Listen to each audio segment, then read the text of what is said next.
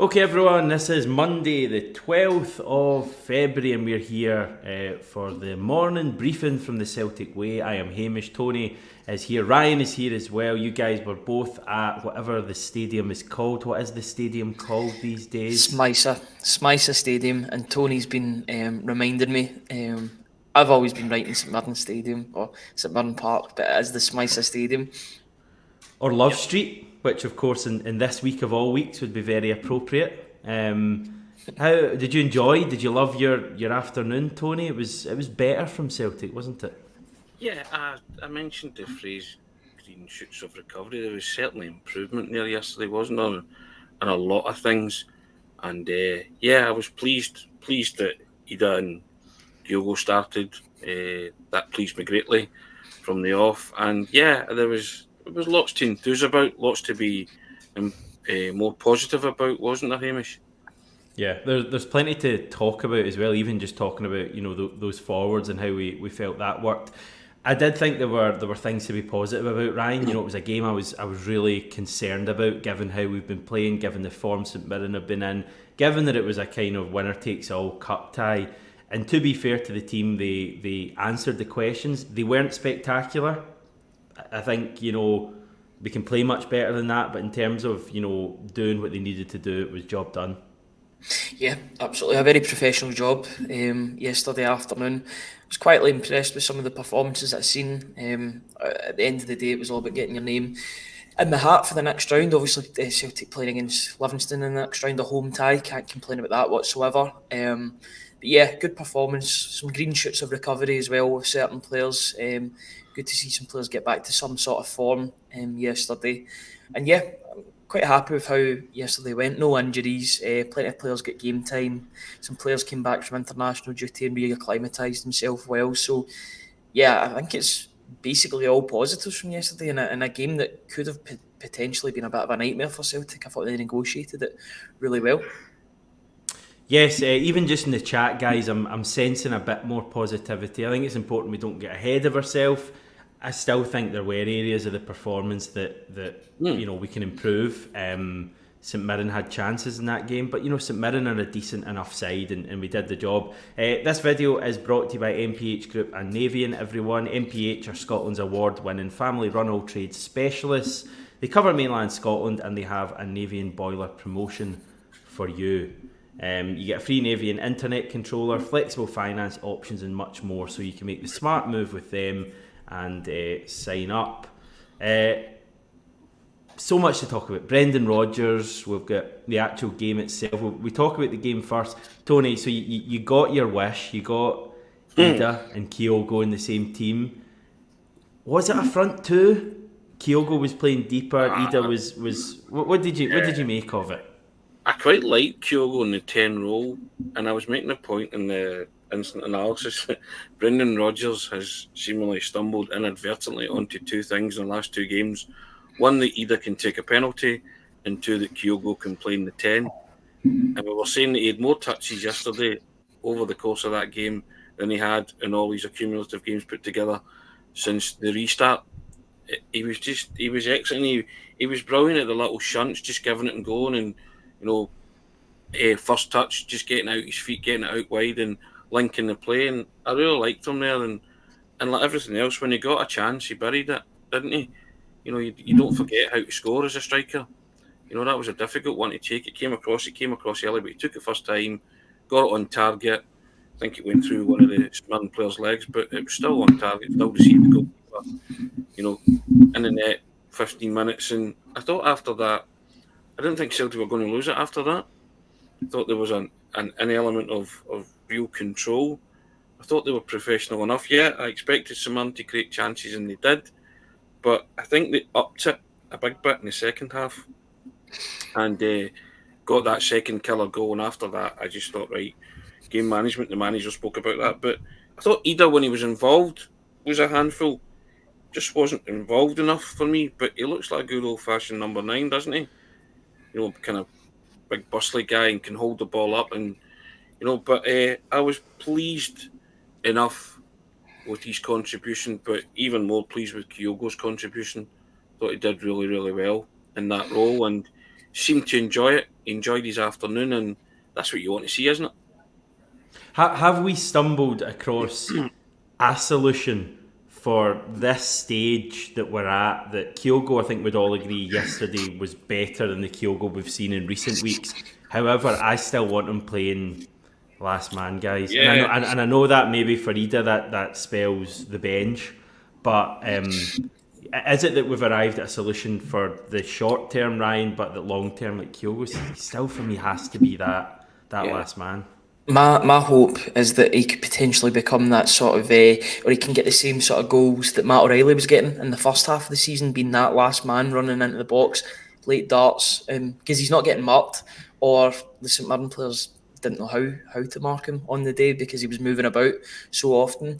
He had more passes attempted and more completed since the first league game of the season, so it just shows you how involved he was in proceedings, and he can't be cutting an isolated figure like he has been for the past 3-4 months. He has been scoring individual goals, I get that, including his double against Rangers, but he's got to be more involved. You play your best players and you find a way of fitting your best players and getting the best out of those players in whatever way you can. If that means putting a focal point up front in Ida and someone that can occupy the defences and allow Kyogo to play more of a free role, then I'm all for it, as long as Kyogo is getting the best out of himself and he's getting a good goal return, maybe a few more assists as well.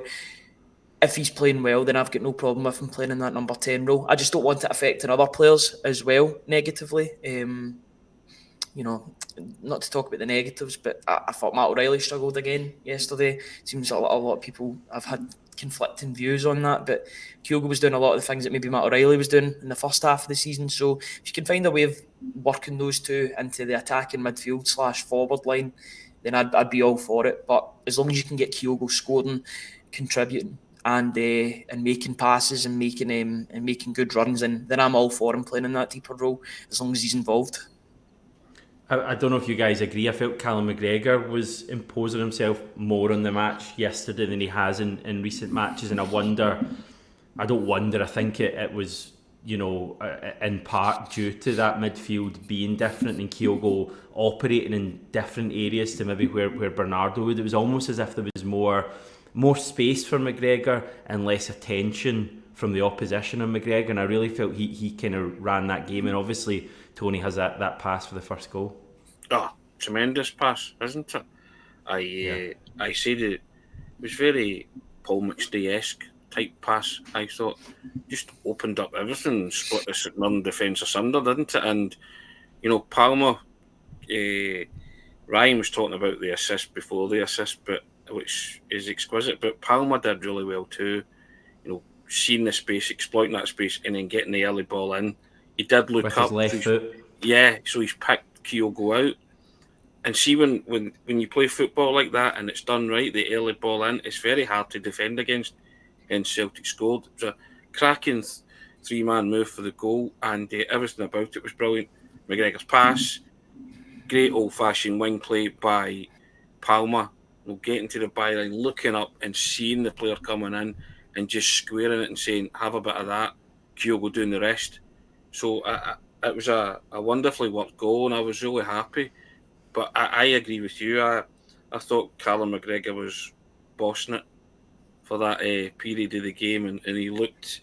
I think he'd maybe heard some of the criticism and felt that he owed, the supporters a performance as well, and really stepped up to the plate yesterday. Thought he was excellent, and just everything about that goal was everything that's good about Celtic, isn't it? 2 passes, shot at goal in the net. That's what we like to see because they're good at it. Yeah. And when they get it right, more often than not, it works. And it's there. That's what really frustrates you about this Celtic team. That kind of goal and that kind of display and that kind of football is there. It's just not been shown enough this season, has it? Well, to the supporters and managers liking. Yeah, I just think when McGregor's playing, Celtic are playing, like you very rarely see a struggling Celtic performance in McGregor's, having a great game. It's kind of he's just everything in that team, and when he's getting the ball and moving the ball, and listen, he's still not the Callum McGregor we all know. He still has slack moments that we've seen this season, but like I just think he's just going to be like, he's almost kind of lost in all of the chat about Hatate and Carter Vickers and Kyogo, but McGregor for me is still our most important player. You know, I'll die in that hill. Callum McGregor, when he's on song, is huge for us. Listen, we've got a pile of comments, I think 11 to go through. Feel free to chip in at any point. In fact, I might just quiz you on all of them. Morning, Joe. We are improving. Are we improving, and how much do we read into what is 90 minutes, Ryan?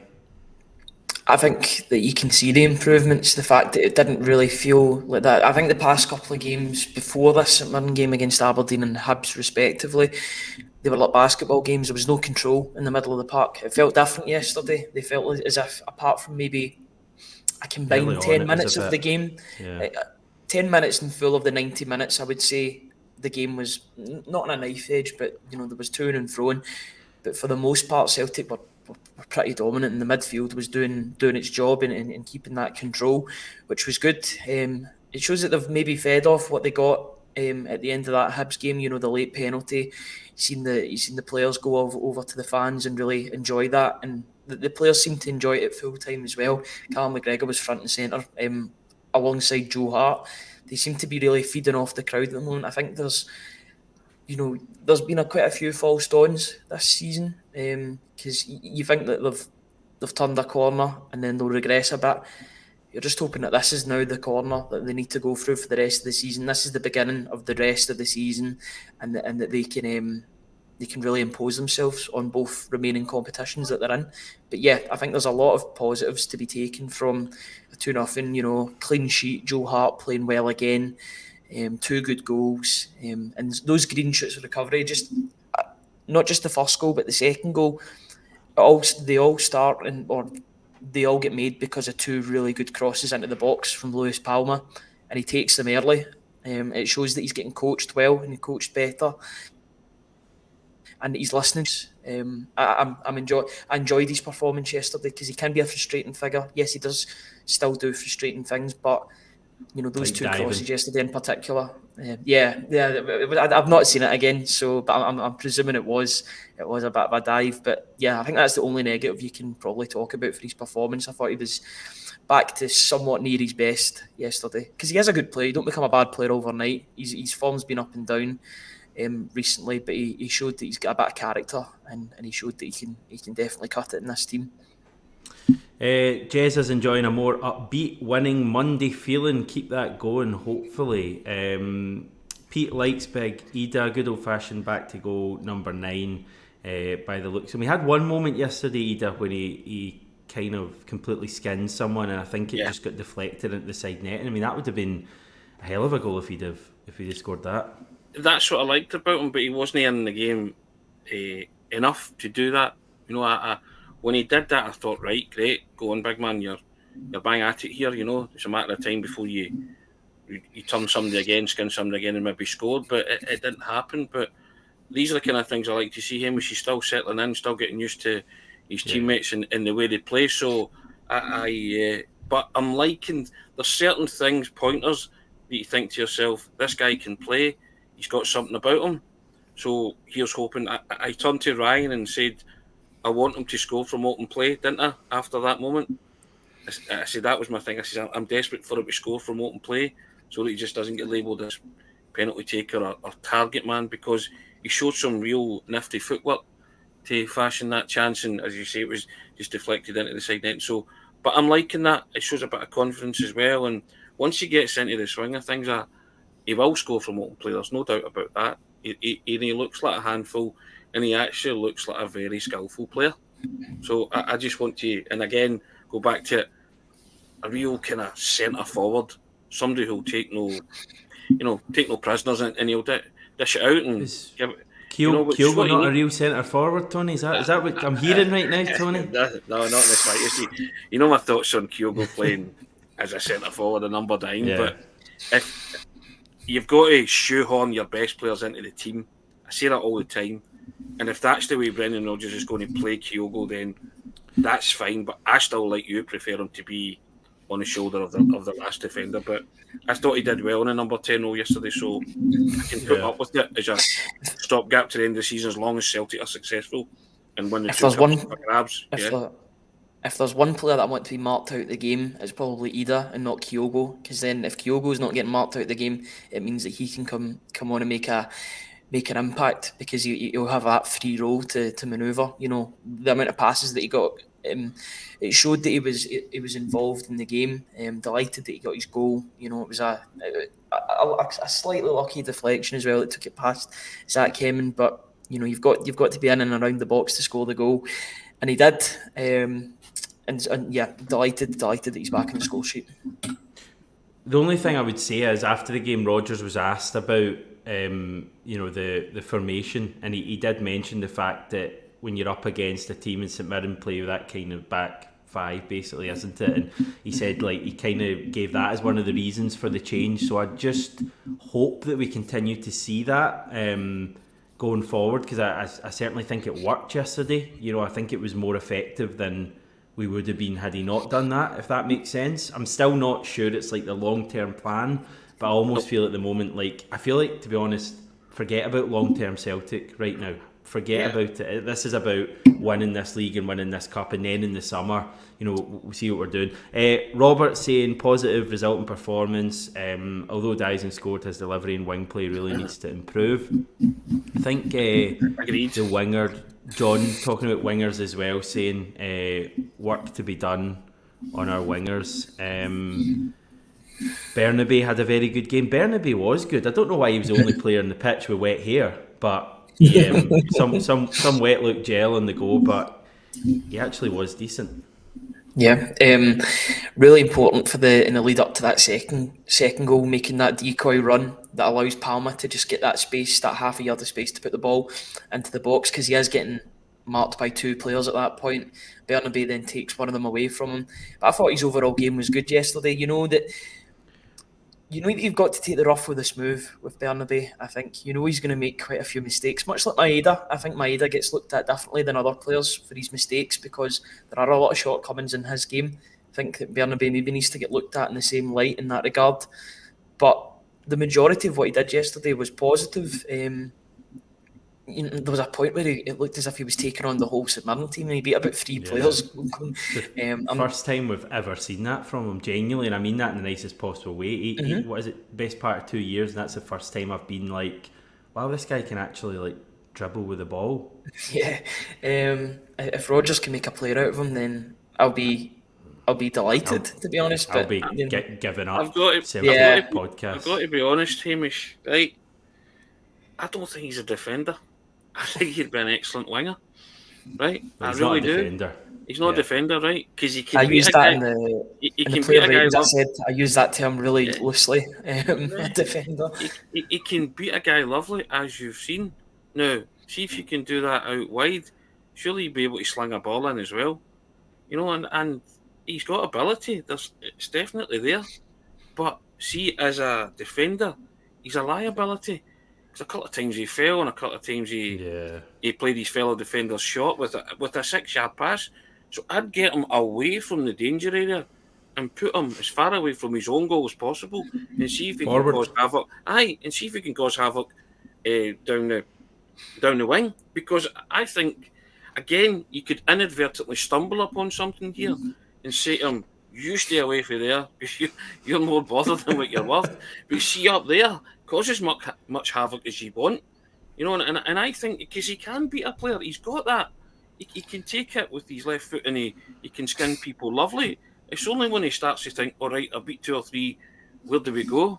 Whereas if he's beating 2 or 3 up there, or getting past his man up there, then there's only one way he can go, and that's in the box or look up and pick somebody out. So I'd rather see him in a more advanced position and get him away from defence, because I think he'd be better utilised that way.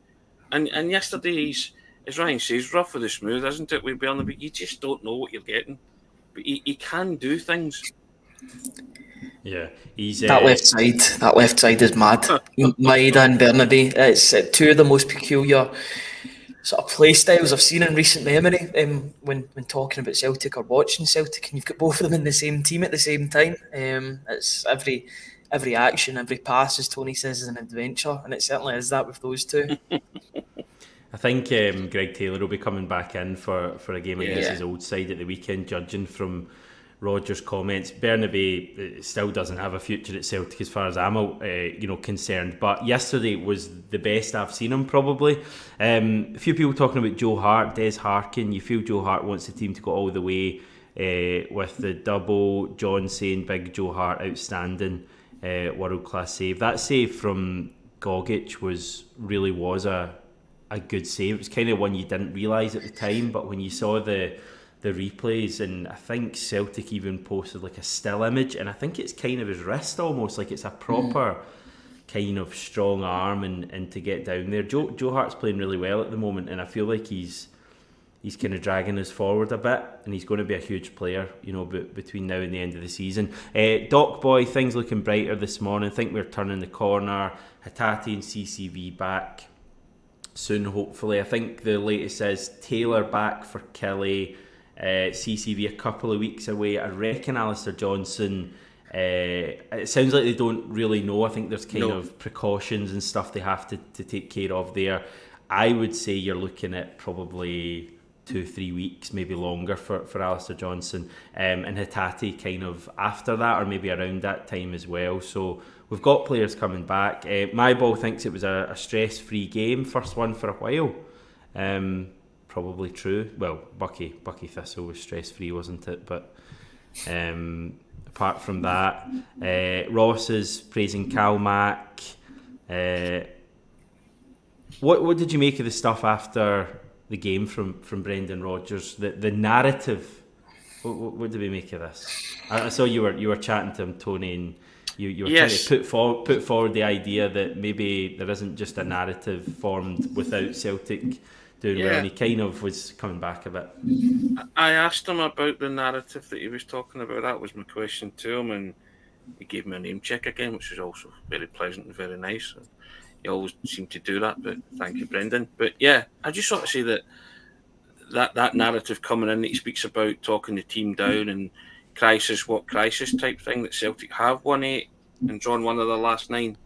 And yeah, he realises that the fluency is not there and the rhythm and all that, but I think the valid points that were made at Ryan posted it up last night, the after match stuff on Viaplay when Brendan Rodgers, Neil Lennon and Jim Goodwin were talking, and it was just 3 real good insight, 3 football men, been there, seen it and done it, just telling you their thoughts about how it works at a club like Celtic, and Jim Goodwin being there as a player as well, so he knows as well. So, and it was just a really, really interesting, brilliant chat from 3 good guys as well who clearly know their football, and they were talking about this. You look over the other side of the city and everything's supposedly great and hunky dory, and they're steamrolling their way towards the title. Brendan Rodgers was like, are they?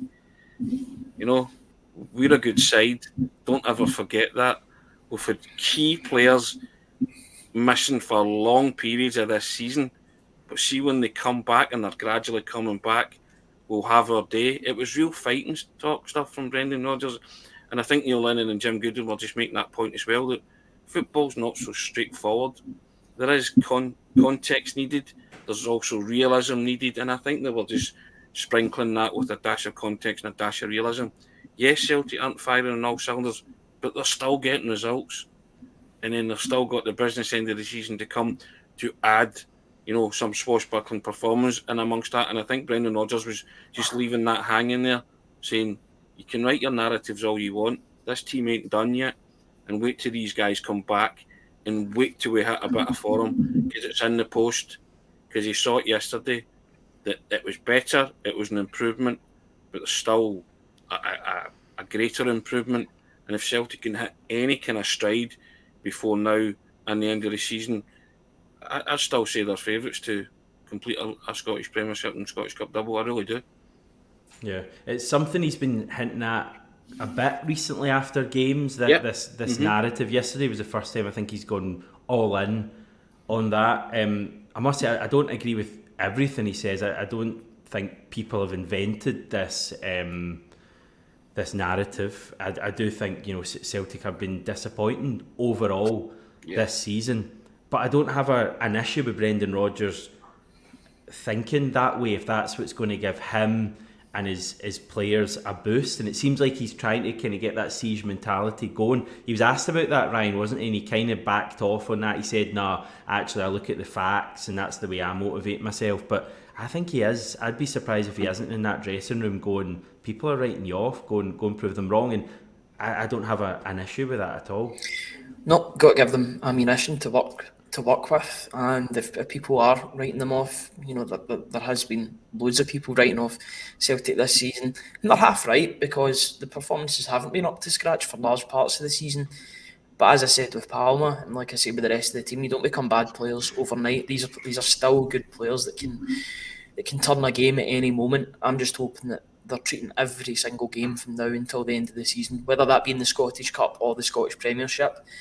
Every game's now a must-win. I know you're trying to get to the Cup final, the Scottish Cup final, but you need to treat every game like the Cup final from now until that point, and then you'll get to the Cup final, obviously. But yeah, if there's a siege mentality, then I've got absolutely no problem with that, because it means that the players will be motivated, they'll be wanting to prove a point, and they won't want to surrender their title that easily. They'll be annoyed at the fact that they couldn't retain the League Cup. They'll still get 2 trophies that they can go for, and Brendan Rodgers will be making it very clear. He made it clear in the pre-match, saying that the thought of a trophyless season is just not on with Celtic. So he knows the standards that he's got to get to as Celtic manager. The players know what's expected of them. Let's see if they can do it. Let's see if they can bring that double home. But the only way they could do that is by winning games in the Scottish Cup as well, and they did that yesterday. I just thought there was a bit of the old Brendan Rodgers in there. He had Fire that really awkward moment as well when he was asked about leaving players out, and there was that really long gap. You guys were in the room, so it must have been. It might have been long in the video, but it was even longer when you were actually present in the room as well. I know it was only about 5 or 6 seconds. I know it was only 5 or 6 seconds. It felt like about a minute between that question and the next one. I genuinely didn't know that he had the Brendan Rodgers stare in him, but that certainly the journalist got the Brendan Rodgers stare yesterday after that question, and it's not a particularly pleasant place to be in. As Ryan says, it feels like an eternity when things like that happen, but he made his point and then some about. And it was more like his predecessor. It was more like something that his predecessor would have done. I mean, let's. It was way over the top for me, but if that's Brendan Rodgers returning to his peak Brendan Rodgers, that's a good sign for us, because we're going to need this guy, best manager in the country. We're going to need him firing, and not this kind of reserved Brendan Rodgers we've had for the majority of this season. He's poked his head up sometimes after derby victories and all of that, and it's been great. We need the all firing Brendan Rodgers between now and the end of the season. It's got to be Box Office Brendan from now on, not straight to DVD. It's got to be Box Office Brendan. There's another word beginning in B that I could use, but I won't, because it's slightly offensive towards him. But you know the one I mean, probably. I think so. Yeah, do you know what? But if you're the players listening to Brendan yesterday as well, you're inspired by that. The fans were certainly inspired by it. Neil Lennon and Jim Goodwin were hanging on to his every word yesterday as well when he spoke. So there was something about him yesterday, Hamish. There's a switch that's been flicked, I think, in Brendan. And I think he was more or less saying, if you think we're just going to hand over these 2 trophies, you think again. He says, these guys are here for this, they're up for it, and you might not see it in the level of performance yet, but it's in the post and it's coming. And that's what I liked about it. It's like, right, fine, we're going to do this, we're going to show you, we've got points to prove, we'll do it our way. Yeah, and it's also not just a siege mentality with the players; it's the whole fan base. I mean, it's no surprise that you and obviously the game yesterday helped on the pitch, but you look at the comments today and everyone. I mean, it's the difference in a week is crazy, and it's only been one good performance. We got away with one in midweek, but you just feel this. We've already just got a wee bit of momentum there. Hazel praising Ralston and Welsh. I thought they were both, fully committed yesterday, which is again what we need at this stage. I loved that Welsh header just before half time from under his crossbar. That was brilliant. Brown Warrior saying, arguably the poorest performing Celtic side in a decade, COVID season aside, yet we find ourselves still sat top of the league and in the cup, so still stuff to be won. Loopy saying, I think it's a multitude of criticism that has built up and triggered them. Just finally, guys, Liel Abada stuff. Dennis asking, do we think that Abada needs to move on? The best for him and the club. Rodgers said that he had taken Abada out of the squad because he felt Abada hadn't been himself on Wednesday night. How is this one going to play out, Ryan? He's going to leave the club eventually, isn't he? That's the only way that this is going to get resolved, unfortunately. You know, you've got the support and you've got the player, and I think you're at a bit of a stalemate. I don't think either are going to change or make any sort of changes, so it's a very, very tough situation for Liel Abada, and I do feel for him. It's a very, very unfortunate situation to be in with what's going on, but I don't see anything changing, and I think a move away probably would be the right move for him. Yeah. I don't know if there's any markets that are still open. I don't know if the Turkish league is still open, but I think it's best for the player involved to probably move to pastures now.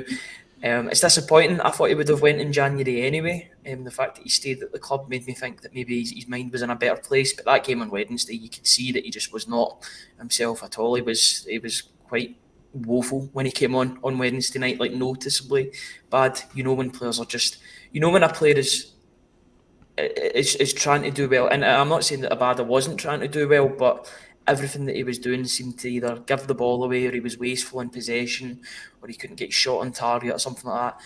Yeah, I think it's best for all concerned if Abada leaves, to be honest. And if he does, I'll wish him all the best. It's absolutely nothing personal towards the player whatsoever. It's just, it's a really unfortunate situation for the player to be in. He's going to leave the club. I think that's pretty certain in the summer at the latest, Tony. But what about between now and then? What does the future have for Liel Abada? I think the manager was refreshingly honest, wasn't he? He was putting everybody in the picture with that one. He's tried to steer it back round to the football, hasn't he? And he's tried to give Liel Abada game time and say, look, whatever's going on, and I know it's difficult for you, out there's your stage. That's where you perform. And it's starting to affect him. When the manager's saying his head's not in the right space, Brendan Rodgers is putting his arm around him and saying, talk to me, what's going on here? I need to know what's going through your mind. He's going to have another chat with him this week. I think the writing's on the wall when the manager's telling you that, isn't he? Signposting saying, this is a guy who's been thrust into a really difficult situation through no fault of his own, and without going into the heavy political side of it, he's just saying to you, look, his head's not in the right space. I need to have another chat with him. Moving forward, you have to say that if that's the way it is, then he'll maybe not play a part in the run-in, and maybe Celtic will try and get him a move to any market that's open, that i.e. Turkey, possibly. Failing that, then he will go in the summer. It's a real shame, and you will go and you will say thank you for the 2 years previous, under the previous regime. He scored some great goals and contributed, to the success. But, Brendan's all about the football, isn't he? If you can't get a tune out on football-wise, then I think a parting of the ways is inevitable. Everything that's happening in the background, it's clearly affecting the player. But Brendan Rodgers did very well to steer it back round to stuff, on the field stuff, and that's when I'm talking about with things that I label him an elite level manager, because he did that so well, and he's given Liel Abada every chance to turn it round as well in terms of get your focus back in the football. But Wednesday night was an example of that. People, calling him out for disappearing down the tunnel and stuff like that. There's immense pressure on the boy politically, and his family life and all that, and we all know why. So let's just see what Brendan Rodgers does. He's going to have another chat with him, see how that plays out. But I think we're all in the kind of camp that we reckon he will leave in the summer, if not before. Yeah, the ball is in Abada's court now, and I think that's what Brendan Rodgers did yesterday, which was a good move. He said to Abada, you're not yourself. You either want to play for us or you don't. And to be honest, I don't know how you guys feel. I'm kind of happy with either of those. If he really wants to play for us and be a big player, I don't think any Celtic fans have been amazing with Abada throughout his time at the club, and especially since he came back from injury. I think in the derby, we've been exceptional with him. So you see nonsense online about Celtic fans being the issue here. Celtic fans have got so much support for Abada when he's you know, given back. And Look at the loudest cheer when he came back from his injury. Yeah, that's what I mean, mate. Like, it's up to Abada now whether he wants to contribute for us, and if he doesn't, then to be honest, that's fine. I think that's us, guys. We'll probably tackle this issue again in the future. And yeah, we're looking ahead to Killie now at the weekend, a team who have given us some problems this season, but a game we have to win. They're all, as you say, Ryan, the pressure is unrelenting, and it will be between now and the end of the season. We're unrelenting as well on the Celtic way. We'll be back this time tomorrow. Thanks everyone for getting involved in the live chat, those of you who watched afterwards. Thanks Tony and Ryan for your time, and we'll catch you this time tomorrow.